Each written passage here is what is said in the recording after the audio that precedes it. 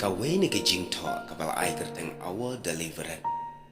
Kabala pinmi aka sauturi ujuan ha senam kar kendai spa kendai po nyau. Keladon ke jing itu sipang kawai ke jing ja berkata ke jing ja. Kelang sipang uwei uri ukrau nam jaga pertai u Abraham Lincoln. Laong baha kawai ke singi kat ba u Lincoln udang bun kam ha ka kamra trekam ke jeng u. Namar bagi beriu ki don bun ki ba wan wat bat wan ya kendu ya u. Ha pedeng kita ki beriu ki ba yeng lan ban ya kendu ya u. Ladan kawai kelong kemi ka ba ab ya u Lincoln.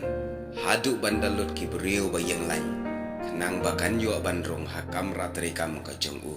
Ha ba om don syu ki beriu ki ba wan don kam ya u. Kane kelong kemi kelarung sya kamra u Abraham Lincoln.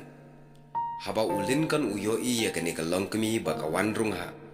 Ha kamra ka jeng u. Ulayeng na ka jaka syong ban ai kublay ya ka bar ulaang.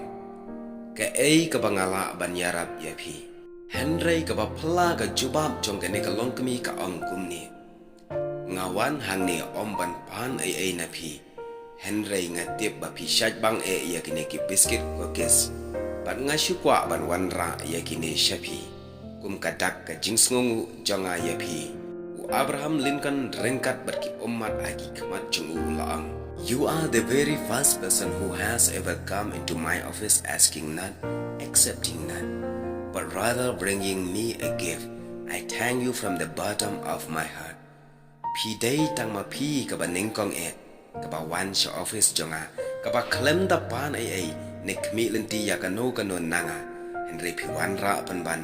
Yang ada kini kijing ai sengapa ngada sengongu ye pi nadu kedano jonga ong ulinkan ya kene kelong kemi te parlok bai lengba kene kecingnya tu kana lingkot syapang ulinkan kadon ru ka kubor napta jonga bat jongpi ka ei ka bangamut ban ong hang ni kalong bonsen ha kecing jongi kum ki kristan habangi lech sya ubelai ha kecing tuai rengi nang tang ban pan ngim junang ban ai ngo ai ba mangiru ngin lech sya ublai leng bagi jing duai ngin omlet tang hakabangin pan ai no ndre ka deiru ban dan kapor jong ka jing bangin lech ha ublai ka jing duai bangin ai ngo ru ya u namar ka jing ka ba ula ai hangi ku bless you.